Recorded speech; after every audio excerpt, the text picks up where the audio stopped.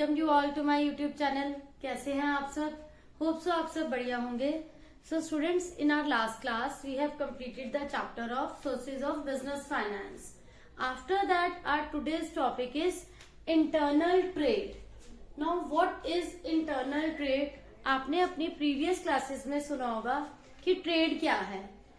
एक सेलर होता है, वो जो भी गुड्स को सेल कर रहा है, वेदर वो अपनी कंट्री में कर रहा है या बाहर कर रहा है, तो कंट्री में करने को आप बोलेंगे इंटरनल ट्रेड, एंड अगर वो कंट्री के बाहर कर रहा है that is known as external trade. तो इंटरनल ट्रेड में क्या है, कोई भी जो सेलर है वो दो ही स्केल्स पे बिजनेस हो सकता है। या तो वो कम क्वांटिटी में सेल कर रहा है तो उसे आप बोलते हैं रिटेल ट्रेड, अगर वो थोड़ी क्वांटिटी में सेल करता है। बट अगर इन केस वो लार्ज क्वांटिटी में सेल करता है तो हम उसे नेम देते हैं होलसेल ट्रेड। ठीक है, तो जो होलसेलर है वो मैन्युफैक्चरर से बल्क में लेकर रिटेलर्स को गुड्स देता है। कभी क्या होता है, डायरेक्ट रिटेलर्स भी होलसेलर से कांटेक्ट कर सकते हैं या वो डायरेक्टली मैन्युफैक्चरर से भी कांटेक्ट कर सकते हैं। तो डिफरेंट डिफरेंट लेवल पर बच्चों डिफरेंट डिफरेंट सर्विसेज आती हैं कि मैन्युफैक्चरर रिटेलर को क्या सर्विसेज देता है या होलसेलर रिटेलर को क्या सर्विसेज देता है। फर्स्ट ऑफ ऑल आपको ये पता होना चाहिए कि जो भी गुड्स की सेलिंग एंड बाइंग है, कभी भी seller without any profit margin sell नहीं करेगा, बिकॉज उसमें उसका अपना भी कुछ प्रॉफिट होना चाहिए। वो कॉस्ट रिकवर करेगा, सम ऑफ द हाउ वो थोड़ा सा अपना प्रॉफिट जरूर फिक्स करेगा, बिकॉज अगर वो प्रॉफिट नहीं लेगा तो वो सेल करने का उसका पर्पज सॉल्व नहीं होता। कोई भी बिजनेसमैन है वो सेलिंग विदाउट प्रॉफिट नहीं करता। तो यहाँ हम आज स्टडी करेंगे इंटरनल ट्रेड को। इंटरनल ट्रेड का अदर नेम होता है बच्चों होम ट्रेड। इंटरनल ट्रेड में जो सेलर है वो इंडिया के अंदर अपनी कंट्री के अंदर ही गुड्स की सेल कर रहा है। यहाँ पर वो अपनी करेंसी में ही डील करता है, दूसरी करेंसी में डील नहीं कर रहा। तो इंटरनल ट्रेड में जो पेमेंट्स हैं वो कंट्री के अंदर इंडियन करेंसी की फॉर्म में रिसीव होंगी। तो मेन फीचर्स क्या आते हैं इंटरनल ट्रेड के, वो मैं वन बाय वन आपको एक्सप्लेन करूंगी।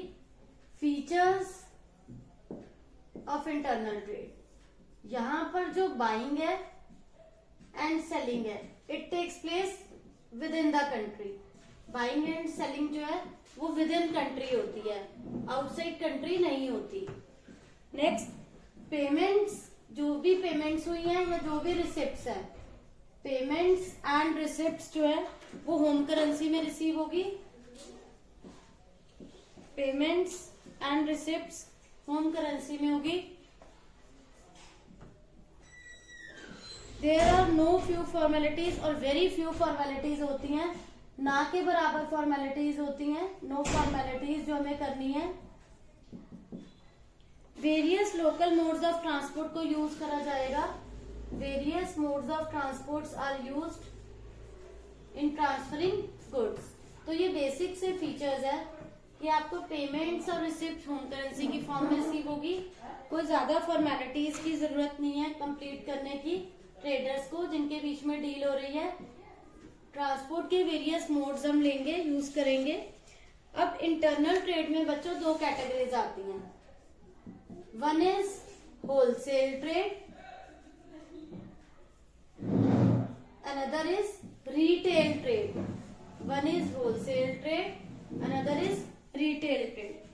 अब बच्चों होलसेल ट्रेड में क्या आता है, होलसेल ट्रेड में वो पर्सन जो है वो बल्क में परचेज करता है, बल्क में परचेज करके वो स्मॉल क्वांटिटी में आगे प्रोवाइड करता है कस्टमर्स को, रिटेलर्स को। ठीक है, तो होलसेलर को एक लार्ज अमाउंट इन्वेस्ट करना होता है क्योंकि वो मैन्युफैक्चरर से ज्यादा गुड्स बाय कर रहा है, ज्यादा क्वांटिटी में कर रहा है। वन बाय वन मैं आपको बच्चों इसके फीचर्स एक्सप्लेन करती हूँ कि होलसेल ट्रेड में होलसेलर के क्या फंक्शंस हैं, होलसेल ट्रेड के फीचर्स क्या हैं, विच आर वेरी इंपॉर्टेंट। ये आपको पता होने चाहिए। कोई भी बिजनेसमैन जो डील कर रहा है, चाहे वो इंटरनल ट्रेड है या एक्सटर्नल है, दोनों में ही आपको इसकी नॉलेज होनी चाहिए कि होलसेल ट्रेड के फीचर्स क्या होंगे। आप डायरेक्टली जो है मैन्युफैक्चरर से बल्क में परचेज करते हैं एंड कस्टमर्स को आप थोड़ी क्वांटिटी में, स्मॉल क्वांटिटी में सेल करते हैं। तो यहाँ पर वो जो है होलसेलर वो लार्ज क्वांटिटी में डील करता है, but it should deal in one line of product. ऐसे नहीं है वो मल्टी प्रोडक्ट्स में डील करेगा। अगर होलसेलर है वो राइस का, तो वो राइस की ज्यादा क्वांटिटी लेकर कस्टमर्स को प्रोवाइड करेगा। Features of wholesale trade,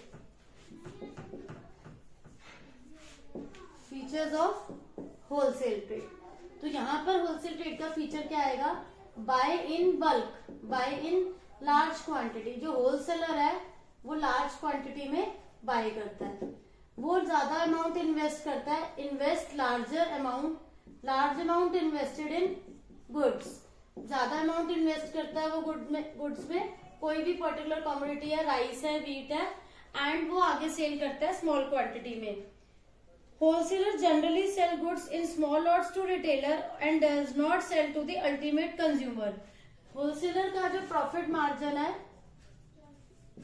generally it's low, profit margin of wholesaler is लो रहता है, वो ज्यादा प्रॉफिट पे नहीं सेल करता, उसका प्रॉफिट मार्जिन कम रहता है, लार्ज क्वांटिटी में डील करता है। It act as a link between manufacturer and customer के बीच में, रिटेलर के बीच में वो लिंक का काम करता है, मैन्युफैक्चरर एंड रिटेलर के बीच में। It act as mediator. He is the first intermediary. First intermediary कैसे हुआ बच्चों, अब वो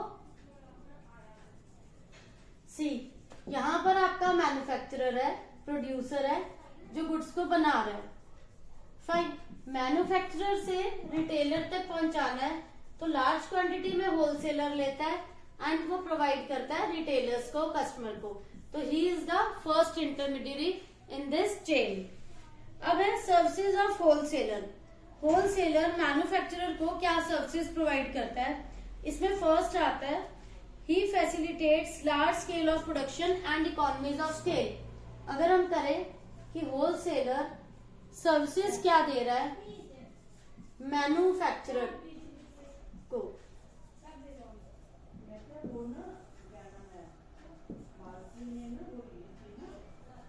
large scale production,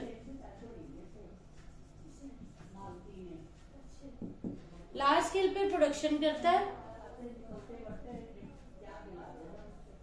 and economies of scale. देखो, इकोनॉमीज ऑफ स्केल का मतलब है जब आप लार्ज स्केल पे प्रोडक्शन करते हो तो उसके आपको बेनिफिट्स मिलते हैं, आपकी कॉस्ट वहां पर कम हो जाती है। तो ये जो अपॉर्चुनिटी है होलसेलर को कौन प्रोवाइड करता है, मैन्युफैक्चरर उसे चांस देता है कि वो उसे बल्क में बाय करेगा गुड्स, सो दैट जो होलसेलर है वो जब उसे अपॉर्चुनिटी देता है तो मैन्युफैक्चरर लार्ज स्केल में प्रोडक्शन करके अपने कॉस्ट को कम कर लेता है, जिसे हम नेम देते हैं large scale economies of scale.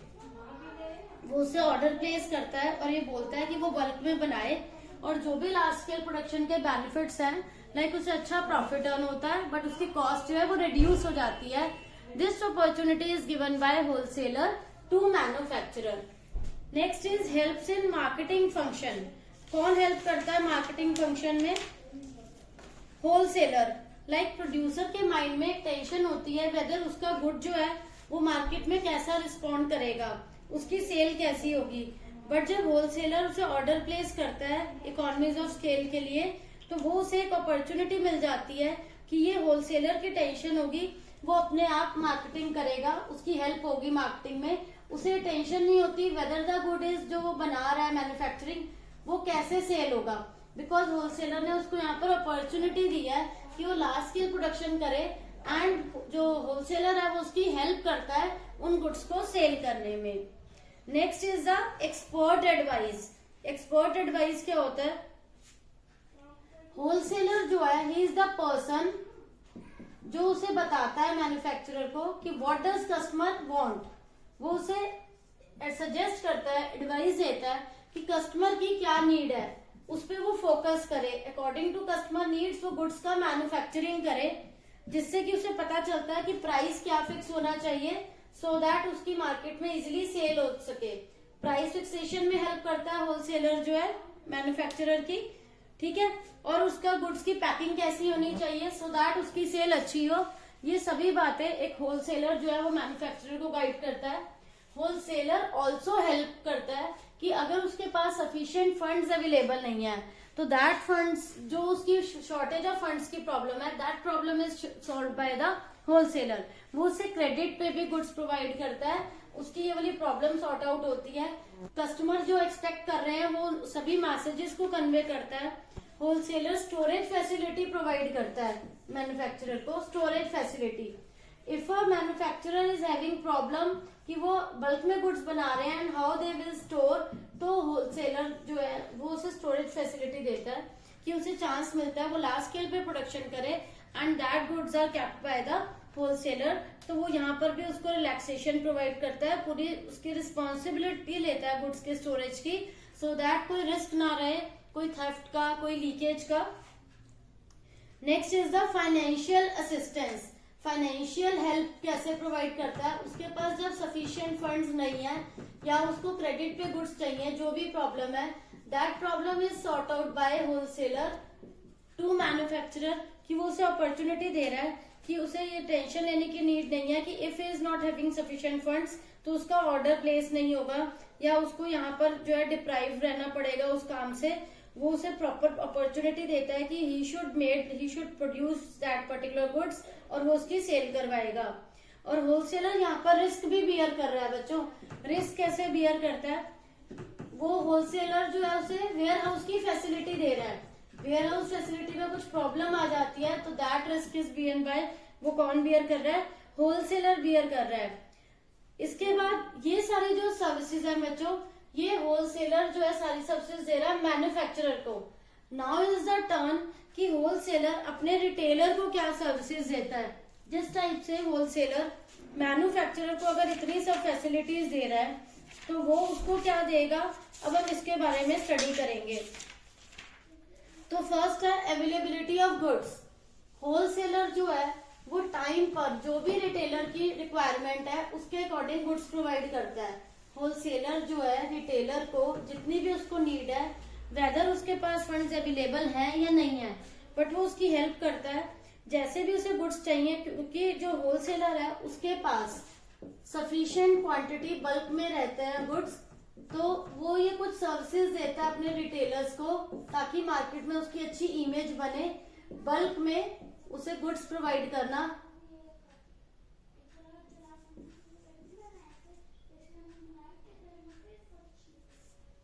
Facility to provide goods in bulk, जब भी उसे रिक्वायरमेंट है उसको डिफरेंट वेराइटी ऑफ गुड्स देता है, क्योंकि होलसेलर जो है वो लार्ज स्टॉक मेंटेन करके रखता है कि जब भी उसके रिटेलर को प्रॉब्लम हो तो वो डायरेक्टली उन्हें प्रोवाइड करे।